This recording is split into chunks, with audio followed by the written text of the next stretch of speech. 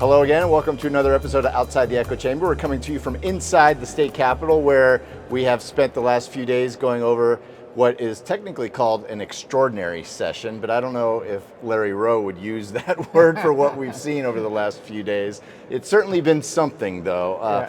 Just walk us through the process when, at 3:30 in the afternoon on Sunday, Governor Justice says, we're going to gavel you in for a special session in a half hour, so be ready. Then dumps basically 44 bills into your lap. What's it been like? I was frying green tomatoes for a guest with my wife, and I just got them out of the pan and came down here as fast as I could fly. And then we're confronted with a large number of bills. It was voluminous. It was unbelievable. And then we ended up in finance. I'm the minority chair of finance. And we were in finance for 10 hours yesterday, from 8 in the morning until somewhere around 7 o'clock, with some breaks and being on the floor, but basically pretty much go. Yeah, no, this will air, I don't want to interrupt you, but this will air probably on Wednesday. So by yesterday, we're taping this on Tuesday. So Monday from 7:30 a.m. until basically dinner time, you guys were in finance. Yes. And we voted $500 million in supplemental appropriations. And I was joking with the chair, Vernon Criss, and former chair Householder, that we had set the record probably. For supplemental appropriations. And Delegate Householder said, yeah, I think he beat me. But it's amazing, and we've done a lot of good things that needed to be done, probably before this session. Perhaps, we've been using flat budgets as a way of cutting. And we're not cutting, but we've been using flat budgets to keep any increase down. And there's a lot of needs that we've been able to fulfill, and I'm happy about that.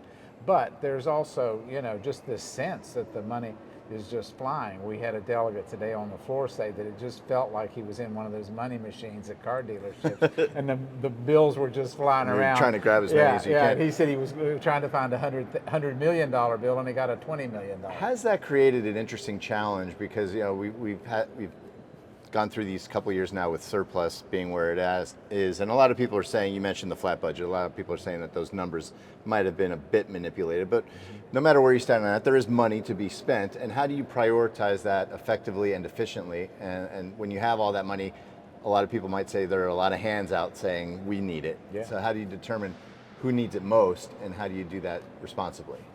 I'd feel more comfortable if I could say that we really move between projects, and that we'll cut 10 million here and add 10 million to a more deserving project or something. It really doesn't work that way. It's almost like a bill silos us into yes or no, and so it's not as deliberative a process as I think we would feel more comfortable if we had. And then there's always the gamesmanship involved. Sometimes they'll throw a fiscal note on there to instantly try to kill a bill. Yeah, well, we haven't had any fiscal notes because the bills were written recently. I mean, everything's rushed. We had very small but numerous errors in the bills that had to be corrected by small amendments. And it was it's been really hard on staff. But, to reveal sort of almost a peekaboo, to reveal a call with, 40, 50 different appropriations is really a lot. Yeah, and how do you compartmentalize that? Because obviously when you go through a regular session, you have 60 days, and there's time to work on things, there's time for debate, there's time to try to get your ducks in a row. Yeah. When you're confronted with something like this, it's almost just earth-shattering literally a mountain of 44 bills thrown into your lap. It's a yes or no vote. I mean, it's was that done responsibly then? If it gets to that point where it's just basically, let's just get through this. Yeah, well, with a budget, you tend to step back and you can move money between items. Right. But with these supplementals, they're really, yes, we're going to spend the money on that, or no, we're not. And some projects are very worthy, some are not a lot of money, but almost every supplemental was in the millions. Right. I mean, I made a joke earlier today that we weren't dealing in thousands anymore. These were big ticket items. Yeah, it got to be. And then the next bill up had some thousands in it. But big ticket items. And Senator Dirksen was famous for a quote where he said in Washington, he said, $1 million here, $1 million there, after a while you're talking some money. Well, that's, we're in that range. I think that we have to be reminded of our priorities. I mean, corrections, I mean, we ought to be just focused so on corrections. We're still not fixing it. I mean, we've addressed a number of individual problems, put some money to it, and in the spring we're going to have to really come to grips with it, with what we're doing. And what's interesting is that we had a bill to require the department, the corrections, to help in the 6 months before a person's going to be released to get their Social Security, birth certificate, whatever identification documents necessary for work. Right. And we had 5 or 6 delegates that voted against that. And I was thinking, what's the money on that? It's about $28,000 per year per inmate. And I was at a seminar several weeks ago where a state required that, and they said that it helps us keep them working. If we can get an inmate to stay in a job for 3 months, there's a good likelihood that they'll stay a full year. And if they're in one job for a year, their life has changed. Right. You know, and they're buying into regular living and regular life. It helps their families. It's just so good. But hey, just on a money basis, at $28,000 per man year, we can hire a social worker if we can keep one inmate in a job for 2 or 3 years and not come back. And you know, we had 5 people vote against it. I need to go ask them, you know, what is wrong with making sure that they have the documents needed to be able to work, because that's the secret to the rehabilitation. Right. I mean, we even call corrections, you know, and rehabilitation. Well, there's no rehabilitation if they come out and can't get work. And especially in something like this where you're saying it's a pretty much a simple yes or no vote. There's no really nuance in there. So Yeah. Is there anything that you are proud of most that did get through, that you're happy the way that it got through and that you were able to get it done? Well, believe it or not, right there. I mean, if you know, I mean, on a compassionate level, if we could just help one guy, you know, or one Sure. gal that's coming out of prison, hey, that makes it worthwhile having the corrections do that. There's another bill that I would like to see in this session that was not here, I was not able to present, where we would require that GED, that they all go through GED classes before they graduate as a condition of parole. Or if not a condition, at least a standard for good service. But I'm real pleased that the highway appropriation, we've got $100 million for paving projects, which the way they do it is they have a long list of the projects that need to be paved. And if we don't give them much money, they don't go very far down the list. Well, with this $100 million, they can go pretty far down the list. Yeah, and you hear the numbers that the governor's throwing out with the surplus. It sounds like an astronomical amount, but once you start realizing all the things that do need to get worked on and items that do need to be spent money for, it goes quickly. Well, and I give him credit for funding Department of Highways, because we had, I don't know how much we gave them in total, but at least $300 million out of the surplus. And that's the right thing to do. Now, there was a bad bill that we had that was defeated in finance that would have taken the usual contribution of rainy day funds from $243 million down to $85 million. Okay. And that's kind of backwards, because when you're flush with money, you're supposed to put it away. Yeah. That's when you save, you know, not when you're broke. So House Finance defeated that, and it hasn't come back. And I think we then had to come up with $144 million in cuts to what had been proposed, because it was figured in, and I think we did that. And that's tough to do sometimes when there's not a lot of meat on the bone left. That's exactly right. All right, so let me ask you this now. Finally, I'm going to run out of time here, but I know you're not a mind reader. But was there any motivation here for the governor to do what he did, how he did it? Do you believe? You know, my guess is that it was summer, and there's a lot of folks, and this is a tough time to round anybody up and get focused. I don't know. I mean, I don't see any strategy benefit that he personally or his office received as a result of kind of surprising everybody with all these, so many supplementals. I don't think anybody expected so many. Maybe we expected bigger money items in the silos of bills, but I don't know. I think it's just kind of what we do. And the timing is strange too, because obviously he's term limited, so his role is ending here soon. So there's really no reason for any kind of political infighting back and forth. There's nothing really to accomplish. And I think you can say fairly that, look, these surpluses are what I constructed by underestimating the revenues that we'd be getting, and that allowed us to keep the budget down, and then we have surpluses now that we can deal with different items. You know, so I give him credit that the surpluses are there, but we're off the last couple of months. Our revenue projections are not good, and with the big tax cut that we did, we could be in trouble, because online next year, or the year, I think it's next year, we have to start paying about $150 million for Hope scholarships. Yeah. And that's And a lot of people want to extend that too. Yeah, and that's exactly, and that's $1 billion. If you add the tax cuts and that's over $1 billion that we've got to have generated. Surpluses can evaporate quickly. If the severance tax goes away, and it sure could, because it's a function really of what's going on in the Ukraine and Russia. But if that situation changes and our severance taxes go from what, 900 million down to 2, we're going to feel that. Yeah. So we'll see. But the leadership has done a pretty good job of handling everything so far. Overall, looking at this from a wide perspective, you happy and pleased with the work that got done by you and your colleagues over the last few days? Yeah, I think it's very credible work. We're going to get we're funding a combined state lab that will be, I think, state of the art. Marshall probably is going to vote in here in a minute, but Marshall's probably going to get a $45 million grant for a building for cyber security program that they have, and they're really helping lead the nation in. There was a program for a hangar and airline maintenance workers for Pierpont in Bridgeport. And there are a number of projects like that we were able to fund with this surplus that I'm hoping will really make a difference. We need to be funding higher education, and a project by project basis. If that's the best we can do, then okay. But the small schools, WVU was doing pretty well until the COVID. But the small schools have had the problem of reduced attendance and recruitment.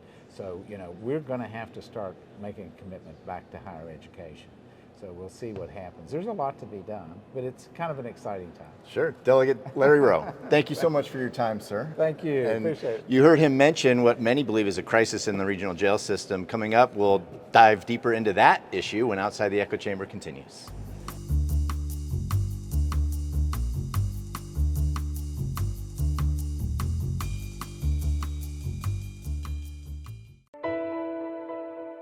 August 5th, 2013 was supposed to be the happiest day of my life. It turned into a nightmare. Harmony was too big for me to pass through my pelvis. They thought the best option was to put the vacuum on her. She begged for a C-section over and over and over. They wanted to rush through it. Once Harmony came out, it probably wasn't 5 minutes. They rushed her to NIC unit, and then her head swelled the size of a watermelon. It pretty much crushed her whole skull. Ben Salingo was recommended to us by a family friend that he had represented.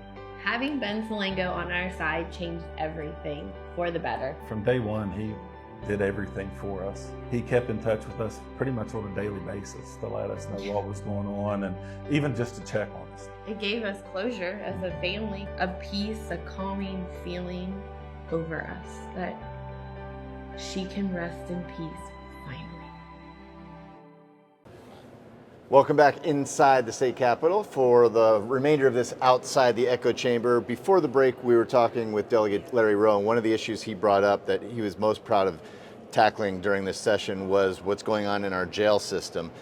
Joining me now, it's a perfect segue because I couldn't talk to a better person. You are the interim chair of the Regional Jail and Correctional Facilities Authority. This is Delegate Dave Kelly. Dave, thank you for joining us. It's a pleasure. For those of us who might not be interconnected to this issue and really have a good working relationship with it, for the layman out there, just break down what the problem is, how we got here, and what you would like or what you feel needs to be done to fix it. Well, we started last year during session trying to work on this issue because we knew then we were in a critical situation.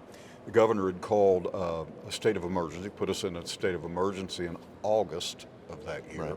So we started to struggle with what are we going to do to try to fix this. We had the National Guard in our prisons and our jails. We had some DNR officers. We had non-uniformed staff working certain areas, so it became a critical situation. And the cost of that was unsustainable. Of course, we can't stay in a state of emergency forever. So we began to work diligently after the session was over this year, trying to come up with a pathway forward. We met weekly with members of the Senate and members of or staff from the Supreme Court, and we began to put together some legislation that would begin to tackle this situation. Now, when you say the National Guard involved, because of the understaffing, there just Yes, weren't enough there bodies, weren't there weren't enough- enough people exactly. to fill those positions. And that's a tough challenge because you need someone to want that job, Yes. first of all. But to begin with, not everybody is called to be a correctional officer, and so we needed to make a pathway forward to make the pay attractive to recruit. Sure. And also make it attractive enough to be able to retain them. And we think we've come up with a plan. Again, this is not going to fix everything. This is just the beginning, but we did come up with a plan that's targeting the need area. And the problem that to stretch it even further is if you live in West Virginia, unless you're like in Braxton County, I mean, you're probably near another state, Yes. which is paying these people a lot more. So that's competition. In some areas, that is competition. And part of this plan, this supplemental that we passed, had a critical vacancy. It's like I don't want to use the word bonus, but it's an increase because Sure. of the areas. It's the Panhandle's one area where there's a critical vacancy, but there are other areas in the state that are in those critical vacancy numbers. And you have to incentivize. Yes, and so I can give you an idea, if I may, Sure. of what that would look like. So what we did is we took a look at the areas and we said, okay, here's what we want to do. We want to focus on CO1s, 2s, and 3s. Those are entry level after 6 months and after a year. So what we had is currently a correctional officer that starts is at 35,514. Under this plan that passed today, that would go to 40,000. That's an entry level job. Now, if it's a critical vacancy area, that same correctional officer would be at $45,000. So that would be his starting salary. What are His some of the or hers. problems that have cascaded because of this? I know that there are a lot of issues, and it's a nuanced, complex problem with the regional jail system, and there's some litigation involved, there's some pending lawsuits. But for someone out there who might not be looking at this second level, third level, when you have such a drastic understaffing issue, what can that lead to, and what happens in those jails when you don't have the people in the correct positions to do the job they need to do? Well, when you don't have the people where they need to be, you have issues, of course. And one of the things we've got is the mandated overtime right now, which again is not sustainable. You have folks that are working 80 hours a week because there's such a shortage. That's simply not sustainable. So we have those issues. We have to take care of our people. We have to realize that if we don't help them here, who's going to help them? And those at times can be high leverage, high stressful jobs Very where much so. you need people on the job, on the Yes. ball, so to Yes. speak. Yeah. And so you don't want them working 85 hours a week because that puts undue pressure I on them as certainly well, would. mentally as well. Yes, it would put a strain. It would put a strain on you, and I wouldn't want to work those kind of hours for a prolonged period of time. And we've expected our officers and our non-uniform staff, and even the guard, they've come in to do the heavy lifting for us over the last year. Beyond just throwing money at it, what else can be done? Oh my, there's a lot of fix this things. Yeah, I'm totally against just throwing money at anything. That Sure. won't fix it. We've looked at issues where, with regard to, how can we get inmates out quicker? It's certainly not a turnkey thing, but there are people languishing in jail simply because they can't come up with a $50 bond, for instance. Right. So we're trying to make a pathway forward there. We're trying to make sure that we get our people out. But first and foremost, we're trying to make certain that we take care of our employees. And this wasn't everything that I'd hoped it would be, but it's a start. And so the beginning point is this is foundational. And we will begin to work immediately on a pathway forward to build on what we've done already. Now, there were many people back in January that said, this is a key issue that we need to Yes. resolve over the next few months. Yes. Didn't get done, kicked the can down the road. Why did that happen, and how did we get to the point where now we have this special session dropped on your lap with a 44 bill mountain of things to get through, and this is kind of in there, and Well, I mean, I don't know that we dropped the ball during the regular session. We just didn't get where we wanted to be. But what we were able to do is leave that special session and then come back in here almost immediately and begin to have a dialogue with the Senate, begin to have a dialogue and try to make a pathway forward. It took time.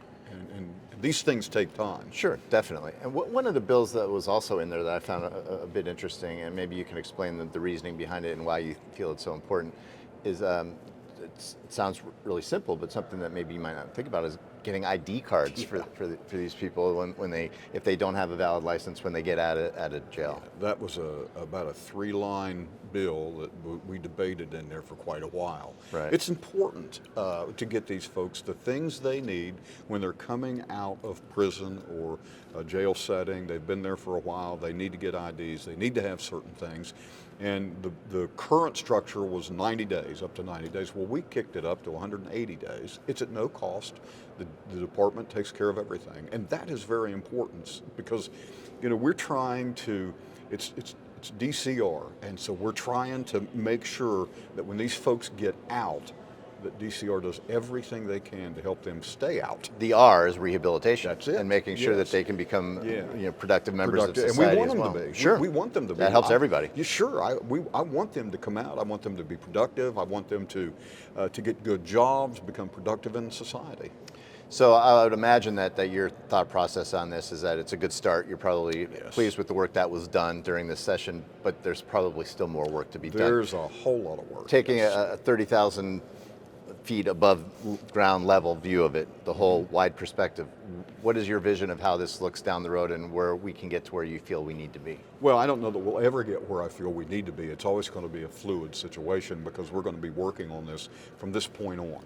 One of the things that I want to explore is how do we make it possible for our non-uniform members of DCR, how do we make it possible for them to get raises without impact? Because see, here's the deal.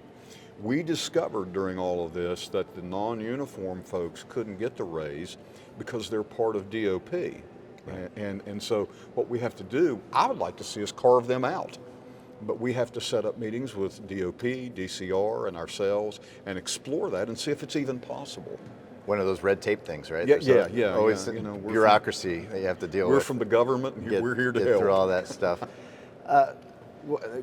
Bottom line, what was the funding that was put into this, and was there any blowback in there when you guys were debating the numbers?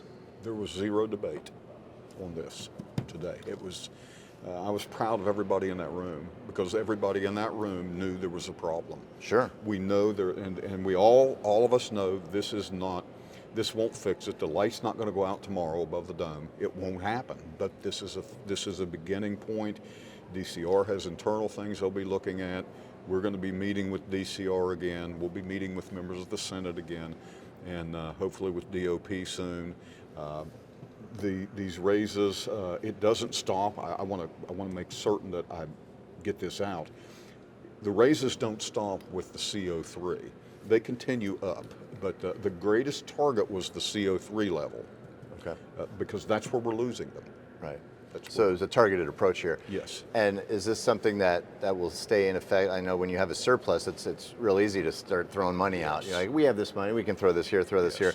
When things get tightened up a little bit and the budget is a little bit different, how important is it to make sure that this money stays permanent and that we have this fix going forward? Other than the bonuses, this is a base building plan. This will be built into the budget. Overall, you happy with what was accomplished here over the last few days? Overall, I am very happy. It's a beginning point. And again, I want to say that we'll build on this. All right, Delegate Dave Kelly, thank you so much Yes, for your sir. time today. And we want to thank Delegate Larry Rowe for joining us today as well. And be sure to stay here because we will have more Outside the Echo Chamber episodes for you, talking more about issues that are important to you and your family. Until then, I'm Rick Lord. Take care. It's the New Year's sales event going on right now at Dutch Miller Chevrolet in Huntington. For a limited time, get up to $8,000 off select brand new 2022 Silverados and 2.9% financing with no payments for 90 days. Or take advantage of supplier pricing or less on new Camaros, Trax, Trailblazers, Traverses, and Blazers. Chevy owners can also receive $2,000 in lease loyalty credits. Text or chat now at DutchMillerChevy.com. Make sure you are informed with HD Media. We are leading the state in local, digital, and print media. We are storytellers.